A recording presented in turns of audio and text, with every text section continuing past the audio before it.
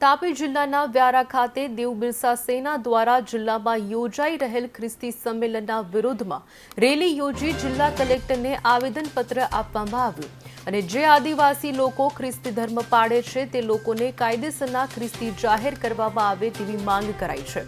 સાથે જિલ્લામાં ખ્રિસ્તી સંમેલન કરનાર વ્યક્તિ પોતે ખ્રિસ્તી છે કે નહીં તેની ખરાઈ કરી કાર્યક્રમની પરવાનગી આપવામાં આવે તેવી માંગ કરાઈ છે।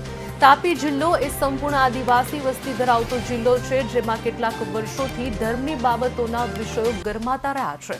ત્યારે તાપી જિલ્લામાં કેટલાક સમયથી ખ્રિસ્તી ધર્મના મોટા સંમેલનો સહિત આધ્યાત્મિક સભા અને મેળાઓ યોજાઈ રહ્યા છે, જેને લઈને આદિવાસી તરીકે હિન્દુ ધર્મ પાળતા લોકો આ વિષયનો ઘણા સમયથી વિરોધ કરી રહ્યા છે। જિલ્લામાં યોજાઈ રહેલ ખ્રિસ્તી સંમેલનના વિરોધમાં આજે વ્યારા ખાતે દેવ બિરસા સેના દ્વારા નગરના ઉનાઈ નાકાથી રેલી યોજી જિલ્લા સેવા સદન ખાતે તાપી કલેક્ટરને આવેદનપત્ર આપવામાં આવ્યું હતું। હું અરવિંદ વસાવા, દેવ બિરસા સેના અધ્યક્ષ।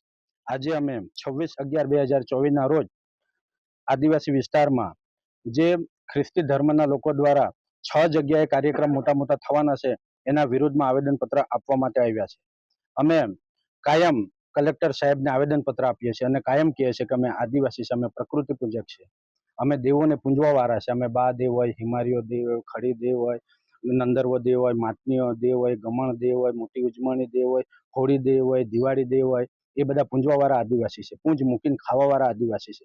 અમારે ત્યાં એવું કહેવાય છે કે પહેલા વરસાદમાં કદાચ નવી ભાજી ઉગે તો માટનીઓ દેવ કરીએ છીએ, નંદુરો દેવ કરીએ છીએ અને ત્યારે આખું ગામ ભેગું થાય છે અને અમે અમારા ગામમાં નીંદવાના કેટલા રૂપિયા, હળ ચલાવવાના કેટલા રૂપિયા એવું નક્કી કરવા વાળા અમે આદિવાસી છે।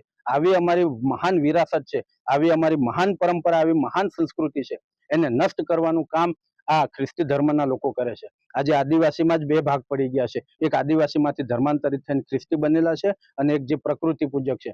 આ બે વચ્ચે ગામે ગામ ઘર્ષણો જોવા મળે છે।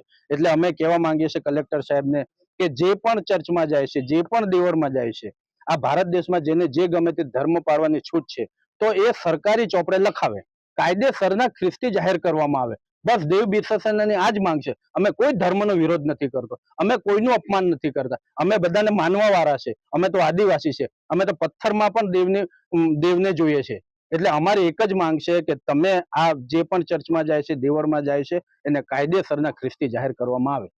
આજે તારીખ 26/11/2024 ના રોજ દેવ બિરસા સેના દ્વારા આવેદન પત્ર આપવામાં આવ્યું। એમાં આદિવાસીઓને તેમની પરંપરા સંસ્કૃતિથી નષ્ટ કરી ખ્રિસ્તી ધર્મમાં વટલાવવાનો ગેરકાયદેસર પ્રયાસને અટકાવવા બાબત અને સરકારને અમારી એ માંગ છે કે આ જે ખ્રિસ્તી આદિવાસી નથી અને આદિવાસી છે એ ખ્રિસ્તી નથી, તો એમને કાયદેસર ચોપડે ખ્રિસ્તી બનાવવામાં આવે, અમને કોઈ વાંધો નથી।